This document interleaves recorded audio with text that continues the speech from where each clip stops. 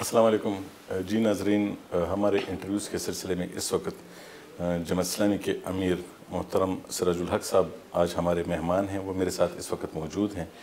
میں ان سے ہی اپنے سوالات کا سلسلہ شروع کرتا ہوں۔ سراج صاحب، بہت شکریہ سما ٹی وی کو وقت دینے کے لیے۔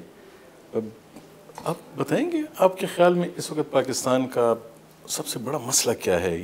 یہ سب لوگوں کی سوچ پہ حاوی کچھ چیزیں ہیں۔ آپ بطور قومی لیڈر کیا سمجھتے ہیں آج کل ہمارا سب سے بڑا مسئلہ کیا ہے؟ بسم اللہ الرحمن الرحیم۔ آج کا مسئلہ نہیں، کل کا مسئلہ بھی اور ایک مستقل مسئلہ، وہ قانون کی حکمرانی ہے۔ اور ظاہر ہے اس دنیا میں تاریخ میں جس قوم نے ترقی کی ہے وہ نہ توپ اور تپنگ سے کی ہے، نہ پیسے اور دولت سے کی ہے، نہ بڑی قوم اور چھوٹی قوم ہونے سے کی ہے۔ ہر قوم نے انسانی تاریخ میں جب بھی ترقی کی ہے وہ ایک ہی صورت میں کہ اس قوم میں عدل اور انصاف ہے اور افراد کی بجائے، خاندانوں کی بجائے قانون کی حکمرانی تو ہے۔ سمجھتے ہیں پاکستان میں قانون کی حکمرانی بالکل نہیں ہے؟ میں کیا آج ٹرانسپیرنسی انٹرنیشنل کا رپورٹ آج آیا ہے کہ پاکستان میں سب سے زیادہ کمزور ادارے، کرپٹ ادارے، وہ یا پولیس کا محکمہ ہے یا عدلیہ ہے۔ اور دنیا کے 180 ممالک میں ہمارا نمبر اگر 129واں نمبر ہے، یعنی سب سے آخر ممالک میں، تو اس کا مطلب یہی ہوا کہ یہاں عدالتوں میں انصاف نہیں ہے، اور جب انصاف نہ ہو ہم آگے نہیں بڑھ سکتے ہیں۔ یہ تو مشہور قول ہے، حضرت علی رضی اللہ تعالیٰ عنہ نے فرمایا ہے کہ ایک قوم، ایک ملک کفر کے ساتھ تو چل سکتا ہے، الملک یبقى مع الکفر ولا یبقى مع الظلم، ظلم کے ساتھ نہیں چلتا ہے۔ تو یہاں میرٹ کا مسئلہ ہے جس کی وجہ سے ایک مایوسی ہے نوجوانوں میں، اور میرٹ نہ ہونے کی وجہ سے لوگوں کا عدالتوں پر اعتماد بھی ختم ہوا ہے۔ تو میں سمجھتا ہوں کہ یہ جو غیر مسلم ممالک ہیں انہوں نے بھی اگر ترقی کی ہے تو انصاف کی بنیاد پر۔ ویسے بہت سارے موضوعات ہیں لیکن میں اس کو بہت ہی اہم موضوع سمجھتا ہوں۔ یہ چائنا کا ایک فلاسفر ہے کنفیوشس، اس سے اپنے شاگردوں نے پوچھا تھا کہ اگر ہمارے ہاتھ میں دفاع ہو، معیشت ہو اور انصاف ہو، اور ایک کی قربانی دینا پڑے تو ہم کیا چیز دے دیں؟ تو اس نے کہا تھا کہ آپ دفاع دے دیں۔ تو اس نے کہا کہ اگر معیشت اور انصاف میں سے ایک چیز دینا پڑے، انہوں نے کہا پھر معیشت بھی قربان کر لے۔ تو شاگردوں نے کہا یہ کیسے ممکن ہے کہ اگر ایک قوم کی معیشت خراب ہو اور ایک قوم کا دفاع ہی نہ ہو تو کیسے وہ قوم رہے گی دنیا میں؟ انہوں نے کہا کوئی بات نہیں، اگر اس قوم میں انصاف ہے، عدل ہے، تو وہی قوم دوبارہ اپنے دفاع کو بھی بہتر بنا سکتی ہے اور اپنے معیشت کو بہتر بنا سکتی ہے۔ تو آج کا سب سے بڑا مسئلہ میں یہی سمجھتا ہوں۔ ویسے بھی کیسی حالت میں، جو ملک کی حالت آپ نے بتائی، آپ حکومت مانگ رہے ہیں، آپ کے پاس ایسا کیا انتظام موجود ہے کہ اگر آپ کو حکومت ابھی ملی تو آپ ان حالات کو ٹھیک کر دیں گے؟ اتنے 80,000 ارب روپے قرضہ ہے اس ملک میں، آپ کے پاس کیا پروگرام ہے؟ دیکھیے 80,000 ارب کا قرضہ ہے، لیکن اس سے زیادہ قرضے تھے ملکوں پر، لیکن وہی مقروض قوم آپ ترقی کر گئی۔ یعنی میں ایک سنگاپور کا مثال دیتا ہوں۔ سنگاپور ملیشیا کے ساتھ ایک پڑوسی ملک ہے، اور خود ملیشیا نے اس کو علیحدہ کیا، اس لیے کہ اس کا بجٹ اس پہ خرچ ہوتا تھا۔ وہاں زیادہ تر مچھیرے لوگ تھے، امن و امان کا بھی مسئلہ تھا، لیکن آج وہی سنگاپور ہے، کس پوزیشن میں ہے، اچھی قیادت ملی۔ تو میں سمجھتا ہوں کہ ہمارے خراب معیشت کا مسئلہ یہ نہیں ہے کہ ہمارے ساتھ وسائل کم ہیں، سب سے زیادہ ریسورسز کیا چاہیے۔ 1000 کلومیٹر پر مشتمل ساحل آپ کے ساتھ ہے، تو اگر دبئی جیسا ملک اپنے ساحل کو ڈیولپ کر کے دنیا کے بہترین ایک مارکیٹ بنا سکتی ہے تو ہم کیوں نہیں؟ آپ کے ساتھ خدا کے حکم سے 1000 مقامات پر میموجان یورینیم کے ذخائر ہے۔ یورینیم کی ویلیو آپ موجودہ بین الاقوامی مارکیٹ میں آپ جانتے ہیں۔ آپ کے ساتھ 5 دریا ہے۔ یہ الگ بات ہے کہ آپ کا پانی سمندر میں جاتا ہے اور ضائع ہو جاتا ہے۔ آپ کے ساتھ معدنیات ہے، اور سب سے بڑی بات یہ ہے کہ آپ کے ساتھ ایک انتہائی جینیس ترین دنیا کا قابل ترین نوجوان ہے، اور وہ ہے بھی 65%، جنہوں نے دوسرے ممالک میں جا کر وہاں کی لیبارٹریوں کو چلایا، تحقیقی اداروں کو چلایا، دوسرے ممالک میں جا کر صحراؤں کو آباد کیا، بنجر زمینوں کو شاداب کیا، لیکن وہی نوجوان جو ہے یہاں آپ دیکھتے ہیں کہ کس طرح مایوسی سے دو چار ہے۔ یہ گزشتہ دنوں کی خبر تو آپ کو بھی یاد ہے کہ 300 سے زیادہ نوجوان ہمارے ایک سمندر کے لہروں کے نظر ہو گئے کہ وہ ملک سے بھاگنا چاہتے تھے۔ تو میں یہ عرض کرنا چاہتا ہوں کہ ہم معیشت کو بہتر بنا سکتے ہیں، سودی نظام کو ختم کریں گے۔ اس وقت آپ کا 7,000 ارب روپیہ یہ آپ کا سود میں چلا جاتا ہے۔ سودی نظام کے بجائے ہم عشر کا نظام، زکوٰۃ کا نظام، اور یہ کسی مولوی کا اور امیر کا یا پیر کا نظام نہیں ہے، یہ اس رب کا نظام ہے جس نے اس آسمان کو اور اس زمین کو عرش بنایا اور فرش بنایا۔ تو میں اس لیے سمجھتا ہوں ہم معیشت کو بہتر بنا سکتے ہیں۔ اور کیسے؟ میں ویسے ایک مثال، موضوع بہت بڑا ہے لیکن میں ایک مختصر، آپ کے گورنر کا جو ہاؤس ہے یہ امریکہ کے وائٹ ہاؤس سے بڑا ہے، حالانکہ یہ قرض پہ چلتا ہے۔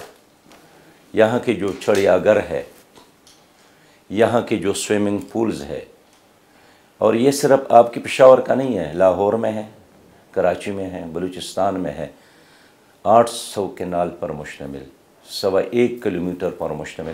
آپ کے ایک اسپی کا گھر 104 کنال ہے، تو اتنے بڑے گھر میں مغل بادشاہ بھی نہیں رہتے تھے۔ تو اگر آپ کے برطانیہ کے وزیر اعظم ایک چھوٹے سے گھر میں رہتا ہے تو یہ مقروض قوم کے گورنر، وزیر اعلیٰ اور صدر اور وزیر اعظم کو کس نے یہ اختیار دیا ہے کہ آپ بادشاہوں کی طرح زندگی؟ کیا یہ ملک انہوں نے فتح کیا ہے یا یہ ملک کسی نے جہیز میں دیا ہے؟ لیکن میں سمجھتا ہوں کہ اگر ہم VIP کلچر کو ختم کریں، ان بڑے محلات کے خرچوں کو ہم بچائیں اور پیسہ بچا کر ہم تعلیم پر خرچ کر لیں، ہم صحت پر خرچ کر لیں، ہم بیواؤں اور یتیموں کی کفالت پر خرچ کر لیں۔ اس میں ایک بات ہے نا، یہ ایک جماعت کے کرنے کا کام تو نہیں ہے نا شاید۔ تو لوگ یہ کہتے ہیں کہ اگر ایسی صورت میں میاں نواز شریف کسی قومی حکومت بنانے کی کوشش کرتے ہیں تاکہ اس ملک کو اس وقت مسائل سے نکالا جائے، اور جماعت اسلامی سے رابطہ کرتے ہیں، تو ساتھ دیں گے آپ؟ دیکھیے، اس قوم کے لیے نواز شریف کوئی نیا آدمی تو نہیں ہے۔ 4-5 بار تو پیپلز پارٹی نے حکومت کی اور بار بار انہوں نے حکومت کی ہے۔ تو آج اگر آپ کے قول کے مطابق 80,000 ارب کا قرضہ ہے اس قوم پر، تو یہ صرف گزشتہ PTI کے 4.25 سال کا نہیں ہے، اس میں تو ان کی دورانیہ شامل ہے۔ اور کون سی قومی حکومت؟ ابھی تو قومی حکومت تھی نا جس کا نام PDM تھا، 16 مہینے لوگوں نے اس کو دیکھا نہیں۔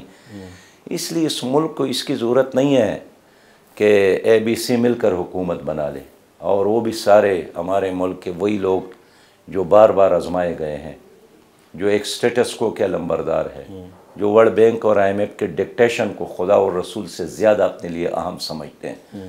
ان کا دعویٰ کیا ہے؟ یہی ہے دعویٰ ہے نا جی کہ ہمیں اختیار دے دے، ہم اس ملک کو ڈکٹیشن کے مطابق چلائیں گے، ہم سب سے بڑھ کر امریکہ کی غلامی کریں گے۔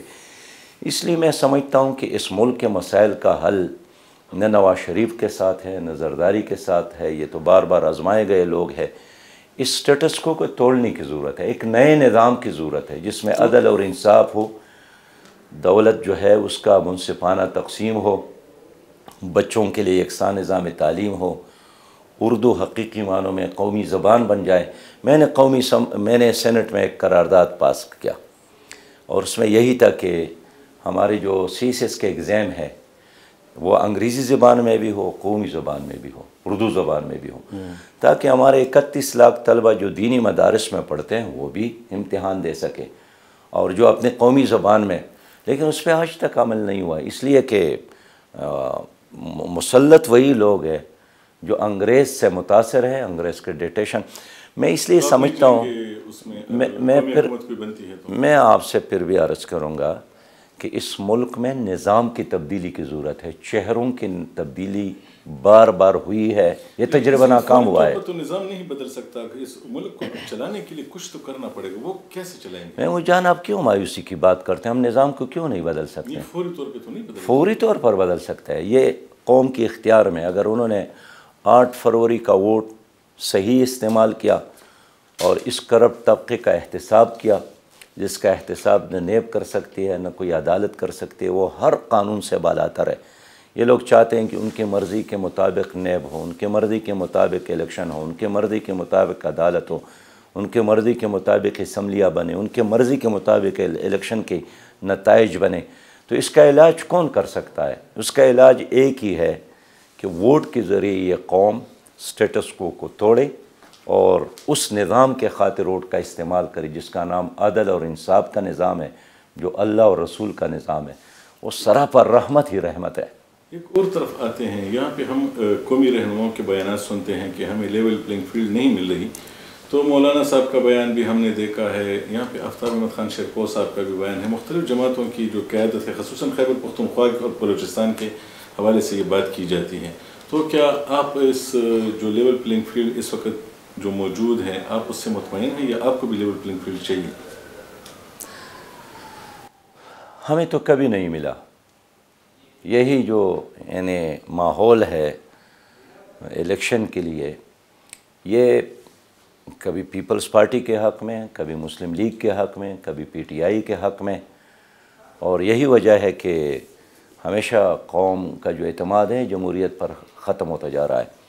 تو ہمارا بھی یہی ڈیمانڈ ہے کہ سب کو یکساں ماحول مہیا کیا جائے اور لاڈلوں کے درمیان انتخاب نہ ہو۔ میں سمجھتا ہوں آئندہ جو الیکشن ہے یہ پارٹیوں کے درمیان نہیں ہے، یہ ظالم اور مظلوم کے درمیان ہے، یہ نظام اور نظام کے مخالفین کے درمیان ہے۔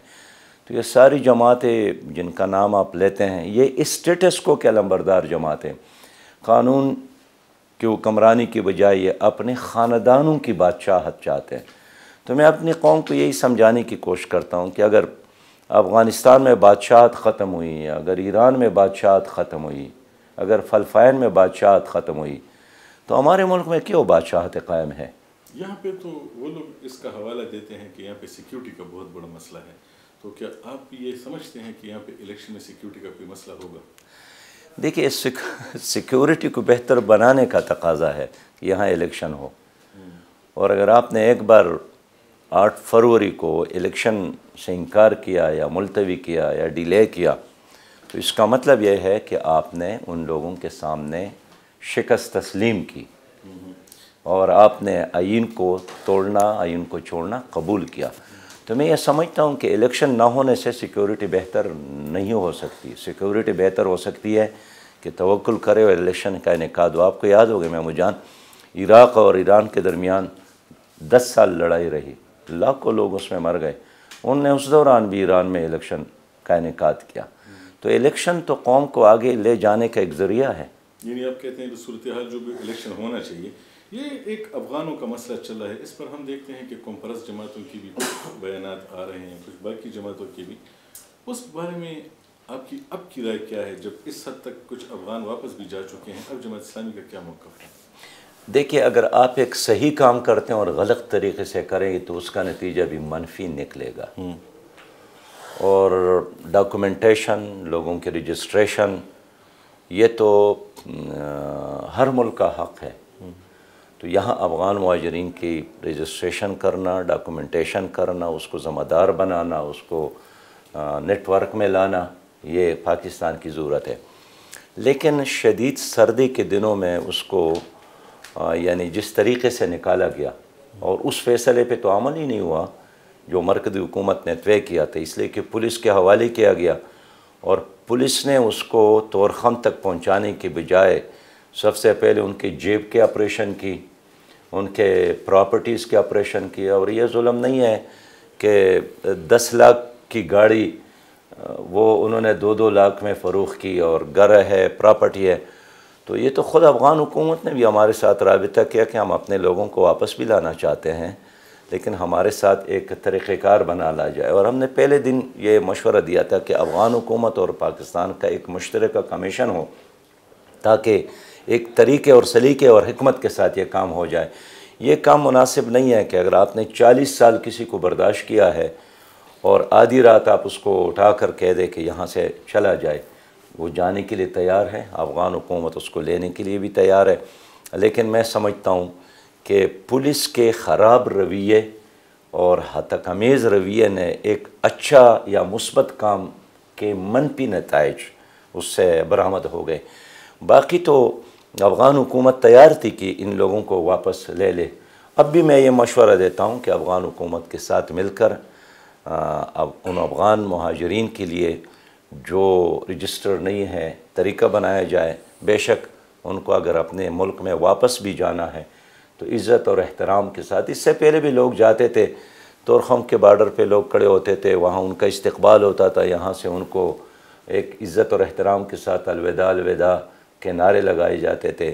ان کو پول، ان کے بچوں کے لیے کچھ بستے، ان کے بچوں کے لیے ٹاپیاں، چاکلیٹ، کوئی ایسے علامتی چیزیں تاکہ ایک دوستی اور بھائی چارہ برقرار رہے۔ میں سمجھتا ہوں کہ ایک بے ڈھنگ طریقے سے ایک کام کیا گیا جس سے اس وقت کم از کم اس وقت ایک تناؤ اور ایک تلخی کی کیفیت ہے۔ تو میں پھر کہوں گا کہ اگر ایک صحیح کام بھی غلط طریقے سے کیا جائے اس کے نتائج اچھے نہیں نکلتے۔ سراج صاحب، آپ کی جماعت کراچی جیسے بڑے شہر میں میئرشپ تک چلی جاتی ہے، لیکن باقی علاقوں میں اس کی کارکردگی اتنی اچھی نہیں ہوتی۔ پھر بھی جب ہم سیاسی منظرنامے میں دیکھتے ہیں تو سب لوگ ایک دوسرے کو ڈسکس کر رہے ہوتے، لیکن جماعت اسلامی کو کوئی ڈسکس نہیں کر رہا، نہ کوئی آپ کو کوئی جواب دے رہا ہے، نہ کوئی آپ پہ کوئی، یعنی وہ جو ڈسکشن چل رہی ہے سیاسی اس میں آپ نہیں آ رہے۔ آپ نہیں سمجھتے کہ اس سیاسی جو منظرنامہ ہے اس میں جماعت مسفٹ ہے؟ محمود جان دیکھیے، یہ ایک دوسرے کے خلاف سلطانی گواہ بنے ہیں۔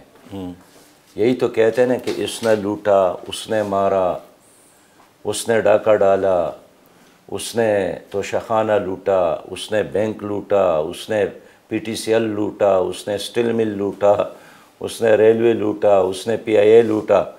جماعت اسلامی کو کیا ڈسکس کرے؟ الحمدللہ ہمارے دامن بالکل صاف ہے، نہ ہمارا نام نیب میں ہے۔ آپ کا یہی سوال ہونا چاہیے کہ سراج بھائی آپ کا نام نیب میں کیوں نہیں ہے؟ جبکہ ساری سیاسی جماعتوں کے نام ہے تو آپ کا نام نیب میں کیوں نہیں؟ پھر سوال یہ ہونا چاہیے کہ سراج بھائی آپ کا نام توشہ خانہ لوٹنے والوں میں کیوں نہیں ہے؟ جبکہ تمام بڑے لوگوں کے اور سیاسی لیڈروں کے نام ادھر موجود ہے۔ پھر آپ کا سوال یہ ہونا چاہیے کہ سراج بھائی آپ کا نام پاناما لیک میں کیوں نہیں ہے؟ جبکہ سب کے نام شامل ہے۔ تو اگر بڑا بننے کے لیے یہ ضروری ہے کہ اس کا نام توشہ خانہ لوٹنے والے میں ہو، نیب میں اس کا نام ہو، بجلی چوروں میں اس کا نام ہو، بینک لوٹنے والوں میں اس کا نام ہو، اسٹیل مل لوٹنے والوں میں نام ہو، تو اس طرح بڑا بننے سے ہم اسی طرح پناہ مانگتے ہیں جس طرح شیطان رجیم سے ہم پناہ مانگتے ہیں۔ سراج صاحب، ایک اور سوال ذہن میں آتا ہے۔ اس وقت پاکستان میں نظریاتی سیاست تقریباً ختم ہوتی جا رہی ہے، اور ایک ہائبرڈ نظام ہے جس میں ہر کوئی یہ چاہتا ہے کہ اسے کچھ سیٹیں دی جائیں، اور وہ کہیں دیکھ رہے ہوتے ہیں۔ تو جماعت اسلامی اس وقت کیا اس ہائبرڈ نظام کا حصہ ہے، یا وہ اپنے لیے اپنی ہی سطح پہ کچھ کرنا چاہ رہی ہے؟ نہیں، ہم اس طرح سیاست پہ یقین نہیں رکھتے۔ دیکھیں، آپ نے دیکھا کہ پیپلز پارٹی اور مسلم لیگ کبھی ایک دوسرے کو ڈاکو کہتے تھے، ایک دوسرے کو گھسیٹنے کی بات کرتے تھے۔ مفادات کا تقاضا ہوا تو پھر اعلان ہوا کہ ہم بہن بھائی ہیں، مریم بہن ہے اور بلاول بھائی ہے۔ اب پھر مفادات پورے ہو گئے تو اب ایک دوسرے کے مقابل میں بات کرتے رہتے ہیں۔ میں سمجھتا ہوں کہ ہماری جو سیاست کا محور ہے وہ نہ ذات ہے، نہ خاندان ہے، نہ اپنے پراپرٹی میں اضافہ کرنا ہے۔ ہماری سیاست کا محور اسلام اور پاکستان اور غریب عوام ہے، اور یہی وجہ ہے کہ ہم اسی اسلام، پاکستان اور غریب عوام کے لیے امن، ترقی اور خوشحالی کی خاطر سیاست کرتے ہیں۔ یہ جو پچھلی حکومت تھی پی ڈی ایم کی 16 مہینوں کی، انہوں نے کہا کہ ہمیں پاکستان کو خطرہ تھا اس پی ٹی آئی کی سابق حکومت سے، اور وہ نام استعمال کرتے ہیں کہ جنرل فیض اور یہ سب مل کے اس پاکستان کو ایک جگہ لے جا رہے تھے جہاں پر پاکستان جو ہے وہ اس کی تباہی یقینی تھی۔ تو کیا آپ ان کی اس بات پہ یقین نہیں کرتے؟ کیونکہ اس بات پہ تو ابھی تک کوئی ایسے کنفرنٹ کسی نے نہیں کیا ابھی تک۔ دیکھیے محمود جان، یہ تو مسلم لیگ کا بیانیہ تھا نا کہ ووٹ کو عزت دو، اور وہ لوگوں کو یہی بتاتے تھے کہ جنرل باجوہ نے ہمارے ساتھ ظلم کیا ہے۔ فیض صاحب نے ظلم کیا ہے، لیکن جب ان کے ایکسٹینشن کا وقت آیا تو پی ٹی آئی نے جس طرح ساتھ دیا اس طرح ساتھ دیا۔ جنرل باجوہ صاحب کے ایکسٹینشن میں جناب شہباز شریف صاحب نے اور جناب زرداری صاحب نے بلکہ سبقت لینے کی کوشش کرتے تھے۔ ہمیں بھی کہا گیا، لیکن ہم نے کہا ہم اصولوں کے ساتھ کڑے ہیں، ہمارا 1 ووٹ ہے یا 2 ووٹ ہے، یہ اصولوں کے خاطر ہوں گے۔ تو وہی لوگ جو کل تک کہتے تھے کہ ہم اس کے خلاف ہیں، انہوں نے ان کا ساتھ دیا۔ باقی بعد میں یہ جو بات کرتے ہیں نا کہ پی ڈی ایم ہم نے اس لیے بنایا کہ ہم نے ملک بچانا تھا، ملک کیا بچایا؟ انہوں نے اپنی کیسز ختم کروائے اور اس میں وہ کامیاب ہو گئے کہ نیب کے سارے کیسز ختم ہو گئے، لیکن نیب کا ادارہ یا عدالتوں نے جس طرح اپنے امیج کو ختم کیا کہ اگر ایک آدمی حکومت میں ہے تو وہ فرشتہ ہے، اگر ایک آدمی حکومت سے نکلتا ہے تو وہ مجرم بنتا ہے۔ تو کل ان اداروں نے مسلم لیگ کے بارے میں کیا کہا، اور وہی ادارہ ہے نا، وہی جج ہے، وہی کرسی ہے، وہی کتاب ہے، وہی فائل ہے۔ کل وہ مجرم تھا، آج ہیرو ہے، آج ہیرو ہے کل مجرم ہوگا۔ تو میں یہ سمجھتا ہوں کہ اس سیاست کی مثال جو ان پارٹیوں کے ہیں وہ پانی کی طرح ہے، اس میں جتنا بھی آپ مدھانی چلائیں گے کوئی مکن نہیں نکلے گا۔ سرج صاحب، یہ جو اس وقت کا جو معاملہ چل رہا ہے، اس وقت ہم دیکھتے ہیں کہ سیاستدان اور نظام جو ہے وہ ملک کا ایک دوسرے کے آمنے سامنے ہیں۔ اگر ان کا ٹکراؤ ہوتا ہے تو کیا ملک میں مزید نقصان نہیں ہوگا؟ کیا آپ نہیں سمجھتے کہ کوئی مفاہمت کے طریقے سے کوئی ایسی چیز لائی جائے کہ یہ جو ہمارے حالات ہیں، اس وقت پاکستان کی معیشت سب سے خراب معیشت کہی جاتی ہے، تو اس کو بچایا جا سکے؟ دیکھیں محمود جان، آپ بڑے اشاروں اور کنایوں میں بات کرتے ہیں، لیکن ہمیں اگر عوام سن رہے ہیں تو میں ان کے آسان الفاظ میں بات کروں گا کہ اس وقت کوئی نظام اور کوئی سیاستدان لڑائی میں نہیں ہے۔ لڑائی سیاستدانوں کا اسی بات پر ہے کہ جو فیڈر ہے اسٹیبلشمنٹ کے ہاتھ میں وہ میرے منہ میں آ جائے، وہ بوتل مجھے ملے۔ یہ صرف جماعت کا مطالبہ ہے کہ الیکشن کمیشن، عدالت اور اسٹیبلشمنٹ یہ غیر جانبدار رہے۔ اب دیکھیں یعنی اگر ہم پی ٹی آئی کی بات کریں تو انہوں نے بھی آخری لمحے تک یہی بات کی کہ اسٹیبلشمنٹ کو غیر جانبدار نہیں ہونا چاہیے، ہمارا ساتھ دینا چاہیے۔ یہی بیانیہ مسلم لیگ کا ہے کہ ہمارا ساتھ دے، یہی بیانیہ پیپل پارٹی کا ہے کہ بھئی لاڈلے تو ہم بھی ہے تو ایک سپر لاڈلا کیوں ہیں؟ تو اس لیے میں کہنا چاہتا ہوں کہ یہی وہ سیاست ہے جس کی وجہ سے سیاست اور جمہوریت ترقی نہیں کر پائی۔ تو آپ کی بات اپنی جگہ پر، لیکن میں سمجھتا ہوں کہ جب تک سیاستدان ان اصولوں کو نہ اپنائے کہ جس کے نتیجے میں ادارے اپنا کام کرے اور سیاستدان اپنا کام کرے، اگر آپ نے ان سے پوچھنا ہے کہ میں کیا کروں اور کیا نہ کروں تو ظاہر ہے پھر آپ نے انہی کے حکم پہ چلنا ہوگا نا جی۔ سراج صاحب، کوئی الیکٹیبل جماعت اسلامی میں نہیں آ رہا، باقی جماعتوں میں جا رہے ہیں، آپ کے پاس کوئی آیا ہے؟ کسی نے رابطہ کیا کبھی؟ الیکٹیبل کیا ہوتا ہے؟ یہ جو لوگ ہوتے ہیں الیکشن جیتنے کے قابل ہوتے ہیں، وہ آتے ہیں مختلف پارٹیوں سے۔ الیکشن جیتنے والے نہیں ہوتے ہیں، پیسے والے ہوتے ہیں۔ اچھا، ہاں، کہ کس کے ساتھ زیادہ پیسہ ہے۔ تو اور پھر یہ پارٹیاں نہیں دیکھتے کہ ان کا پیسہ حرام کا ہے یا حلال کا ہے، ان کا جاگیر حلال کا ہے یا حرام کا ہے۔ ایک ایک آدمی کے پیچھے وابڈا کے کروڑ پیسے ہیں، تو غریب آدمی سے تو وابڈا والے ان کا گردن مروڑ کر، کلائی مروڑ کر 200 روپے بھی نکالتے ہیں، ورنہ جیل میں بیچتے ہیں، ورنہ ان کا میٹر کاٹتے ہیں۔ لیکن جو کروڑ کا بل ادا نہیں کرتے ہیں، انہی لوگوں کو ان لوگوں نے ٹکٹ دیے۔ تو میں اس کو الیکٹیبل نہیں سمجھتا ہوں، میں اس کو کہتا ہوں کہ یہ کرپٹ مافیا ہے، لینڈ مافیا، ڈرگ مافیا، اور یہ آٹا مافیا ہے، یہ ڈیزل مافیا ہے۔ تو ان مافیاز پر مشتمل لوگ ہوتے ہیں، کبھی ادھر جاتے ہیں کبھی ادھر۔ محمد جان، یہ کیا سیاست ہے کہ بڑا بھائی ادھر ہے، چھوٹا بھائی ادھر ہے، چچا ادھر ہے اور بھتیجا ادھر ہے، ماموں ادھر ہے اور بھانجا ادھر ہے، اور انڈرسٹینڈنگ ہے۔ تو لوگ میری ووٹ دے رہے پارٹی کی ہیں، تو حکومت لوگ بن ووٹ گئی، دے رہے ہیں، تو اس میں کیا مسئلہ ہے؟ لوگ ان کو ووٹ دے رہے ہیں، سب کو ووٹ دے رہے ہیں، لوگ دے رہے ووٹ ہیں، کہاں دے رہے ہیں؟ ان کو دیتے ہیں لوگ۔ میں آپ کو یقین دلاتا ہوں کہ اگر فیئر الیکشن ہو جائے، صحیح بات یہ ہے ان سب کی ضمانت ضبط ہو جائے گی۔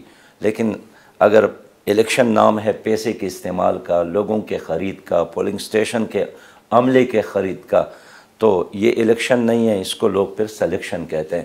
اس لیے ہم چاہتے ہیں کہ الیکشن کمیشن تکڑا ہو، مالی لحاظ سے مضبوط ہو، یعنی محتاج نہ ہو، انتظامی لحاظ سے با اختیار ہو، تاکہ وہ ایک شفاف الیکشن قوم کو دینے میں کامیاب ہو جائے۔ یہ آخری سوال میرا ذہن میں ابھی آیا، آپ نے غریبوں کی بات کی، لوگوں نے تو غریبوں کو بھی ووٹ دیا، اسمبلیوں میں پہنچایا۔ ہم نے اس صوبے میں دیکھا، خیبر پختونخوا میں MMA کی صورت میں بہت زیادہ غریب اسمبلیوں میں آئے، پھر ہم نے دیکھا کہ PTI کے ساتھ بھی بہت زیادہ غریب اس صوبے میں، تو غریب کا وہ تجربہ ناکام نہیں ہوا؟